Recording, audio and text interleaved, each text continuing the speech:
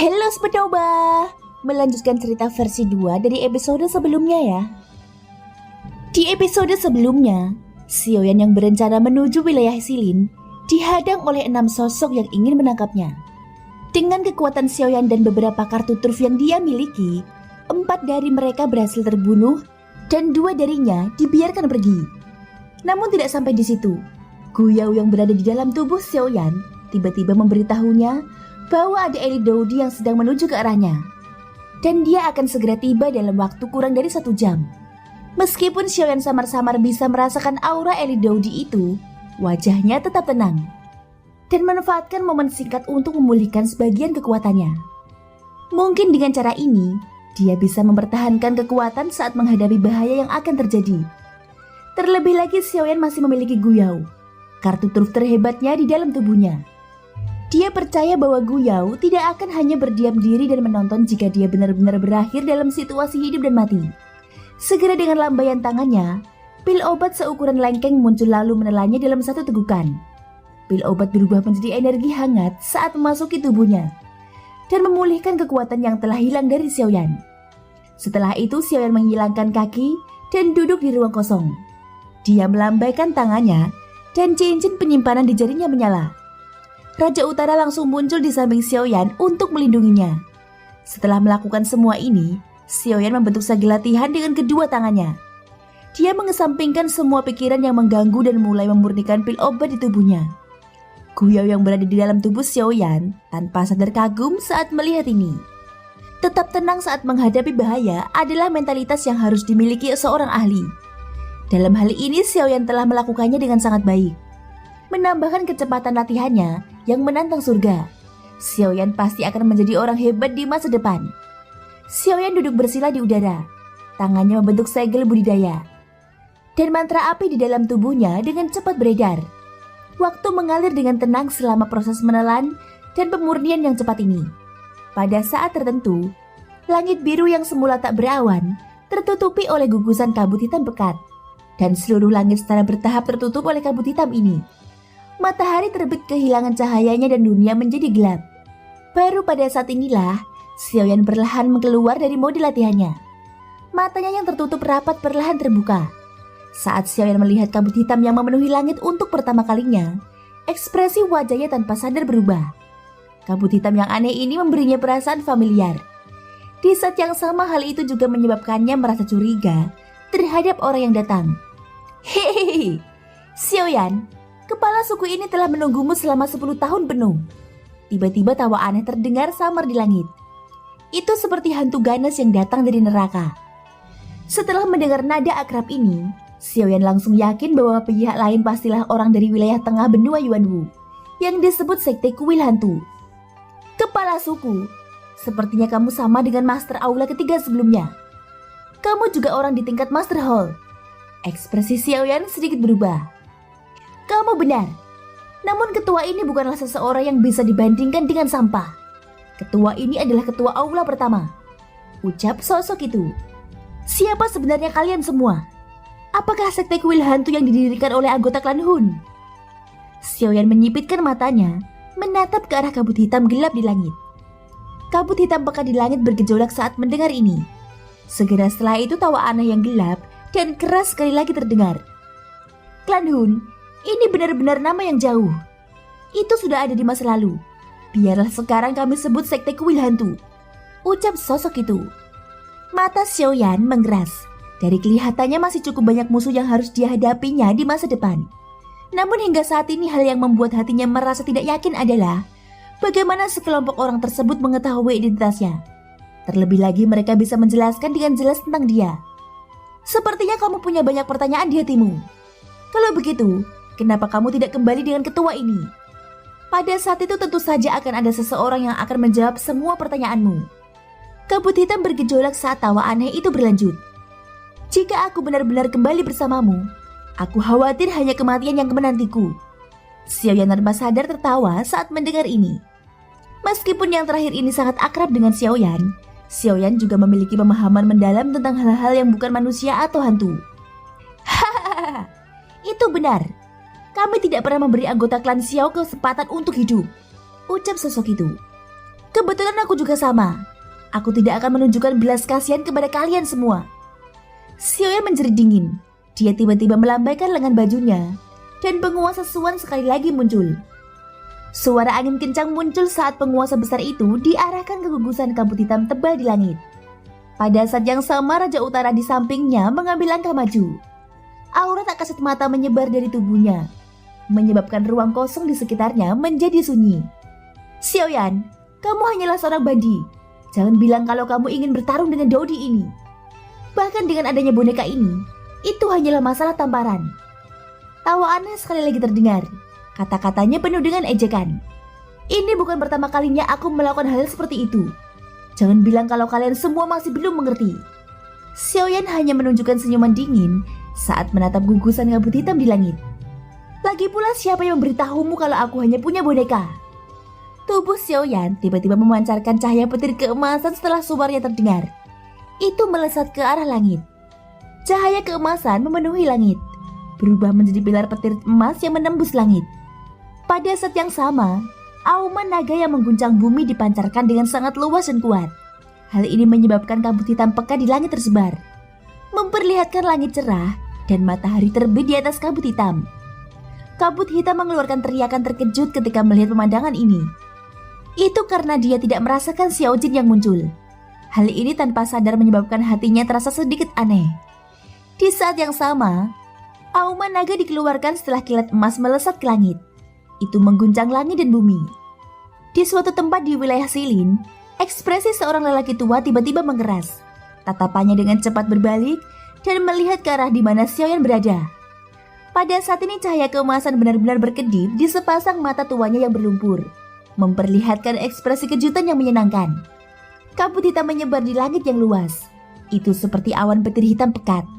Namun suara dengungan aneh sesekali terdengar darinya, menyebabkan seseorang bergidik meski tidak merasa kedinginan. Pada saat ini Xiaoyan memegang penguasa Suan di tangannya, sementara Raja Utara dan Xiao Jin berdiri di sampingnya. 3 aura kuat menyebar dari tubuh mereka, menahan tekanan menakutkan dari elit Dodi. Xiaoyan, ku dengar kamu secara berturut-turut menerima serangan dari 2 Dodi di setengah tahun yang lalu. Hari ini ketua ini ingin melihat apakah kamu benar-benar memiliki kekuatan seperti itu. Tekanan Dodi yang menakutkan yang menembus langit tiba-tiba menghilang setelah kata-kata ini terdengar. Segera setelah itu kabut hitam bergejolak dan sosok bertopeng perlahan keluar dari kabut hitam. Wajah di balik topeng itu menunjukkan senyuman garang. Sosok manusia kuat itu meletakkan salah satu tangannya di belakang punggung, sementara tangan lainnya perlahan diangkat. Dia melengkungkan tangannya dan mengulurkan jarinya untuk memberi isyarat kepada Xiaoyan sambil berbicara sambil tersenyum. Ayo, lakukan gerakanmu. Biarkan ketua ini melihat apa yang istimewa dari Xiaoyan, yang dikenal oleh semua orang di sekte kuil hantu kita. Ekspresi wajah Xiaoyan langsung menjadi suram saat melihat pemandangan ini. Xiao Jin di sampingnya juga mengeluarkan raungan rendah yang berisi kemarahan dari mulutnya. Kemungkinan besar tidak ada seorang pun yang bisa menerima tindakan menghina seperti itu. Apalagi Xiaoyan yang memiliki karakter arogan. Penguasa pemecah langit 7 lapis. 1 penguasa, teriak Xiaoyan. Meskipun tindakan dan nada suara ketua aula pertama ini tampak sedikit arogan, Xiaoyan dengan jelas memahami bahwa dia memang memiliki modal untuk menjadi sombong. Kekuatan Dodi bintang 2 memungkinkan dia meremehkan bandi manapun. Meskipun Xiaoyan saat ini bukan seseorang yang bisa dibandingkan dengan bandi biasa, ini adalah kebenarannya. Bahkan dia tidak mampu membantahnya. Karena itulah Xiaoyan tidak berani ceroboh di dalam hatinya. Doki kecil yang baru saja pulih di tubuhnya dengan gila-gilaan melonjak keluar di telapak tangannya dan mengalir ke penguasa Suan di tangannya. Api surgawi menyembur keluar dari setiap pori di tubuh Xiaoyan dan dengan cepat menutupi seluruh tubuhnya. Bahkan penguasa Suan di tangannya terbungkus di dalamnya. Wajah Xiaoyan dingin. Dia tiba-tiba berteriak dan melakukan gerakan langkah pemusnah langit. Lalu tubuhnya berubah menjadi hembusan angin. Dalam sekejap mata dia tiba di depan ketua aula pertama. Siluet Xiaoyan muncul. Dia mengangkat penguasa Suan tinggi-tinggi di atas kepalanya. Api surgawi muncul dari sana, menyebarkan suhu yang sangat tinggi yang membakar langit dan bumi. Langkah pemusnah langit ya? Apakah ini hal yang membuat 4 sekte besar iri? Ini benar-benar sesuai dengan reputasinya. Melihat kecepatan Xiaoyan yang menakutkan, Ketua aula pertama hanya bisa menghela nafas karena terkejut. Namun dia langsung mencibir lagi dan berkata, "Sayangnya kamu pada akhirnya hanyalah seorang bandi. Kamu masih sama sekali tidak berguna di depan tuan aula pertama ini." Baru setelah tawa dingin terdengar, barulah ketua aula pertama perlahan membuka tangannya. Kelima jarinya rata saat Doki berputar di telapak tangannya. Pada saat yang sama kabut hitam gelap dengan cepat bergejolak dan menggumpal di atas kepala Xiaoyan. Menggumpal menjadi telapak tangan yang sangat besar. Dibandingkan dengan itu, Xiaoyan tampak sekecil semut. Apa? Hati Xiaoyan tiba-tiba terkejut saat melihat pemandangan ini. Dia memahami kekuatan Eli Dodi. Namun dia tidak menyangka kekuatan menakutkan seperti itu bisa diaglomerasi hanya dengan membalikkan tangannya. Xiaoyan, tuan aula pertama ini akan membuatmu mengerti betapa besarnya jarak yang ada antara Bandi dan Dodi. Ingat, ketua aula pertama ini tidak akan menahan diri seperti orang-orang bodoh itu. Melihat ekspresi muram yang muncul di wajah Xiaoyan, sudut mulut ketua aula pertama di bawah topengnya menjadi lebih jelas. Saat kata-katanya keluar dari mulutnya, telapak tangan besar di atas kepala Xiaoyan tiba-tiba jatuh ke arah Xiaoyan. Saat telapak tangan jatuh, ruang di bawahnya tiba-tiba runtuh. Tekanan angin yang menakutkan menekan kepala Xiaoyan dengan keras, menyebabkan tubuhnya melayang di udara sedikit tenggelam. Hati Xiaoyan sangat kusyuk saat dia merasakan energi menakutkan yang disalurkan dari atas kepalanya. Dia harus berusaha sekuat tenaga saat menghadapi serangan seperti itu. Kalau tidak, kemungkinan besar serangan ini saja sudah cukup untuk melukainya secara serius. Dengan pemikiran ini di benaknya, Doki di dalam pusaran di tubuh Xiaoyan tiba-tiba mengalir keluar. Itu melonjak keluar melalui jalur kinya dan mengalir ke penguasa Suan di tangannya. Di bawah derasnya Doki yang dicurahkan oleh Xiaoyan, api surgawi pada penguasa Suan di tangannya naik dan bersinar lebih terang. Hanya dalam sekejap, api surgawi yang indah itu bagaikan kipas besar dari daun palem yang berdiri di antara langit dan bumi. Mengikuti lambaian tangan Xiaoyan secara bersamaan, 7 cahaya penguasa Suan yang cemerlang menyala satu demi satu. Akhirnya mereka diaglomerasi menjadi cahaya penguasa Suan sepanjang ratusan ribu kaki yang mengejutkan. Tampaknya ia ingin membagi dunia menjadi dua saat menghantam telapak tangan raksasa itu dengan keras. Auramu lumayan. Sayangnya itu hanya penampilan belaka. Kamu hanya bisa menyalahkan dirimu sendiri karena terlalu lemah. Melihat ini, ketua aula pertama tertawa mengejek. Tangannya yang terulur tiba-tiba menegang. Pada saat yang sama telapak tangan besar yang turun ke arah kepala Xiaoyan tiba-tiba berakselerasi pada saat ini. Segera itu mengepal dengan keras. Mengikuti suara mencicit, kabut hitam keabu-abuan muncul. Setelah itu perlahan-lahan tersebar di ruang kosong. Melihat pemandangan ini, alis tuan aula pertama tanpa sadar menyatu. Dia sepertinya meremehkan langkah Xiaoyan. Jika itu hanya penguasa Suan pemusnah langit berlapis 7, itu hanya biasa-biasa saja di mata Dodi bintang 2. Namun perbedaannya adalah Xiaoyan menggunakan api surgawi. Bagaimanapun api surgawi adalah energi yang paling liar dan paling kejam di dunia. Meskipun api surgawi di tubuh Xiaoyan hanyalah api benih, kekuatan api surgawi jelas tidak sederhana yang terlihat.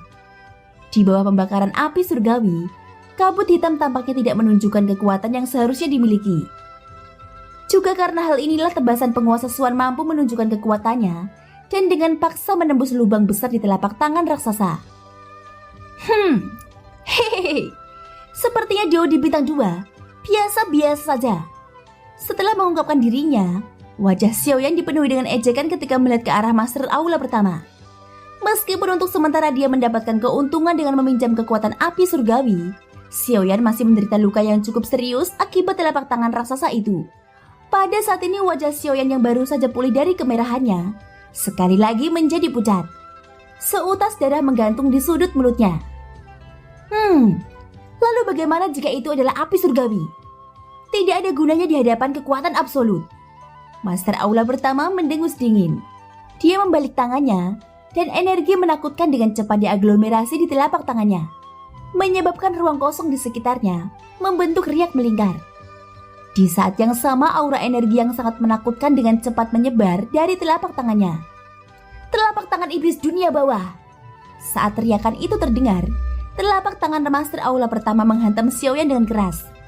Seketika ruang di depannya mulai bergolak hebat, seperti permukaan danau tempat batu besar dilempar. Gelombang spasial seperti gelombang melingkar menyapu ke segala arah. Pada saat yang sama, Doki hitam pekat dengan cepat berkumpul di telapak tangan Master Aula pertama. Perlahan-lahan ia mengembun menjadi cakar tulang hitam yang melekat erat pada telapak tangan Master Aula pertama. Mengikuti sedikit gerakan telapak tangannya, ruang di sekitarnya terkoyak tanpa ampun. Telapak iblis dunia bawah, skill Dao tingkat manusia tinggi. Ini adalah skill yang membuatku terkenal. Xiaoyan, kamu beruntung dikalahkan oleh gerakanku ini. Master Aula pertama mencibir dan menatap Xiaoyan dengan dingin. Cakar tulang di tangannya tanpa ampun menghantam Xiaoyan. Melihat cakar tulang datang ke arahnya, ekspresi serius di wajah Xiaoyan menjadi lebih intens. Dengan membalikkan telapak tangannya, penguasa Suan untuk sementara disimpan di cincin penyimpanannya. Pada saat yang sama dengan sebuah pikiran, kekuatan jiwa yang menakutkan segera keluar dari antara alisnya. Di antara langit dan bumi, benang energi kehampaan hitam pekat dengan cepat berkumpul menuju Xiaoyan. Ketika jubah kehampaan mengembun di permukaan tubuh Xiaoyan, wajahnya tanpa sadar menjadi pucat. Menggunakan tenda 6 jalan kehampaan sudah sangat melelahkan bagi Xiaoyan. Sekarang dia sekali lagi memadatkan energi Dao besar. Meskipun kekuatan jiwanya tidak lemah, masih sulit baginya untuk mendukungnya. Terlebih lagi setelah gelombang kelelahan sebelumnya, sisa Daoki di tubuhnya hanya memungkinkan dia untuk menggunakan penguasa pemecah langit 7 lapis 1 kali. Begitu dia menggunakannya, Xiaoyan akan memasuki titik terendah. Pada saat itu dia tidak akan memiliki kemampuan untuk membalas. Brengsek! Ayo berjuang! Ekspresi Xiaoyan sangat ganas saat dia merasakan angin menakutkan yang menuju ke arahnya. Kedua tangannya tiba-tiba melambai, dan seluruh Doki yang tersisa di tubuhnya tercurah. Api surgawi menyembur keluar, dan diaglomerasi secara gila-gilaan di antara telapak tangannya. Reinkarnasi Buddha marah. Saat cakar tulang hendak mencapainya, Xiaoyan tiba-tiba mengeluarkan suara teriakan. Dia juga melancarkan pukulan ganas dengan telapak tangannya. Di telapak tangannya roda api yang berputar cepat, tiba-tiba bersinar terang. Segera setelah itu titik hitam di tengah roda sedikit berkedip. Dalam sekejap mata pilar cahaya hitam pekat tiba-tiba melesat keluar dari dalam dan berbenturan dengan cakar tulang. Gemuruh yang mengguncang bumi berubah menjadi badai tak kasat mata yang menyapu langit luas. Itu hanya berhenti secara bertahap ketika mencapai ujung pandangan seseorang. Setelah itu lingkaran riak energi yang lebih mengerikan menyapu seluruh langit. Saat badai melanda, Xiaoyan dan ketua aula bentrok di tengah. Ekspresi wajah mereka sangat bertolak belakang. Sudut mulut ketua aula terangkat menjadi lengkungan sedingin es di bawah topengnya. Mata gelapnya dipenuhi ejekan. Dia dengan lembut melangkah maju dan berjalan menuju Xiaoyan. Di sisi lain, reinkarnasi Buddha marah Xiaoyan terus-menerus kehilangan kekuatan di depan cakar tulang. Pilar cahaya energi hitam pekat berulang kali dihancurkan. Sebagian besar alasan badai energi yang terjadi di langit adalah karena reinkarnasi Buddha marah Xiaoyan yang telah dihancurkan. Hahaha, Xiaoyan, kamu pada akhirnya masih terlalu lemah. Di depanku kamu hanyalah badut pelompat.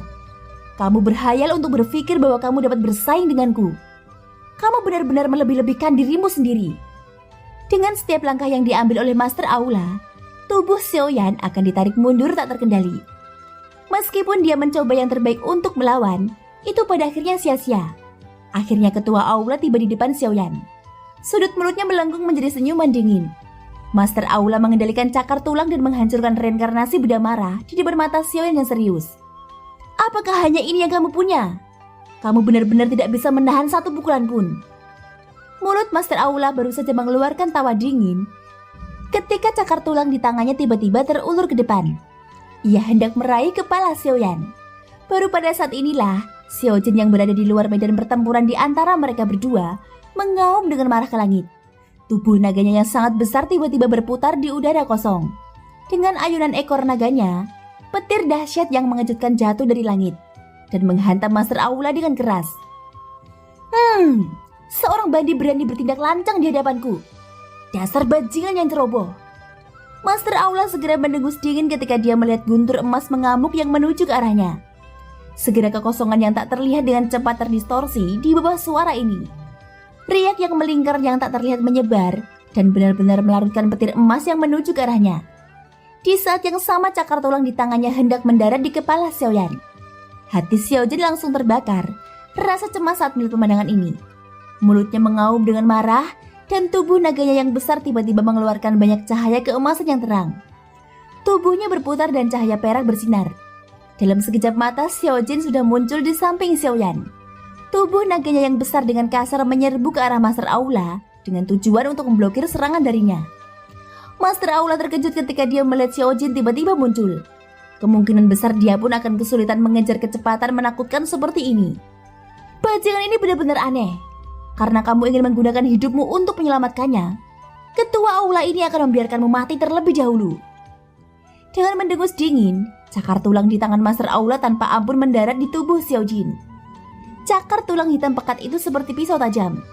Sisik naga emas Xiaojin yang tampaknya tidak bisa dihancurkan dengan mudah terkoyak oleh cakar ini. Setelah raungan naga yang menyedihkan, tubuh Xiaojin benar-benar ditembus dengan paksa oleh cakar tulang ini. Ekspresi Xiaoyan langsung mengeras saat melihat Xiaojin terluka parah. Bajingan, mati! Tubuh Xiaoyan bergerak dan hendak melangkah maju.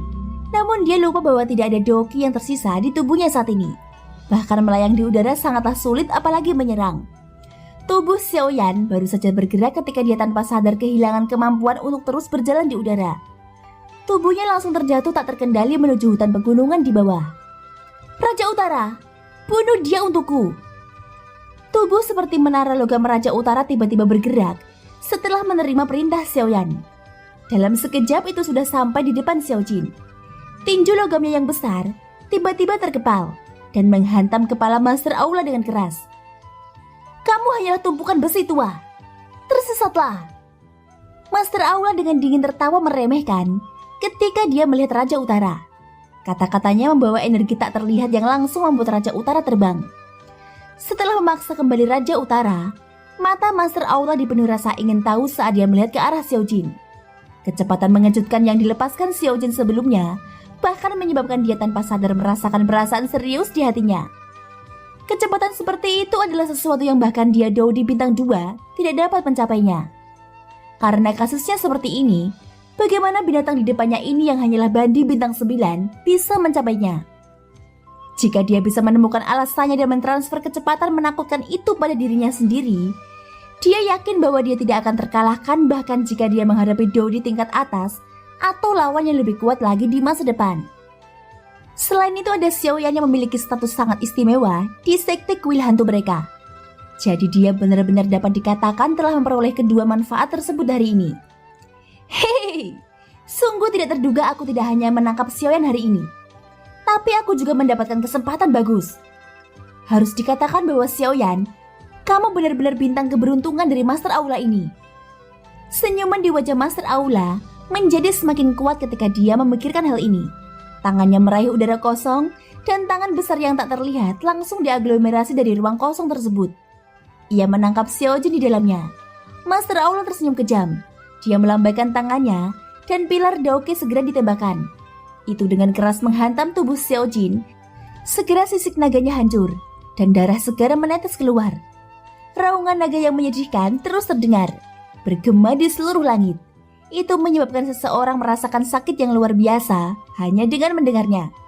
Master Aula tanpa ampun mencabik-cabik tubuh Xiaojin. Dia ingin menemukan jawaban yang ingin dia ketahui dari tubuh daging ini. Dia sama sekali tidak peduli dengan hidup dan mati Xiaojin. Namun pada saat tertentu, tubuh ketua aula yang bersiap untuk merobek salah satu lengan naga Xiaojin tiba-tiba bergetar hebat saat dia berdiri di udara. Dia menghentikan gerakan tangannya dan tiba-tiba berbalik. Dia melihat ke langit luas di belakangnya. Bolehkah aku tahu siapa kamu? Kuil hantu sedang melakukan sesuatu. Tolong temukan cara lain. Thank you guys sudah mendengarkan ceritaku di episode kali ini sampai akhir. Ikutin terus kelanjutan episode-episode berikutnya ya. Semoga hari kalian menyenangkan. Sampai jumpa dan bye-bye.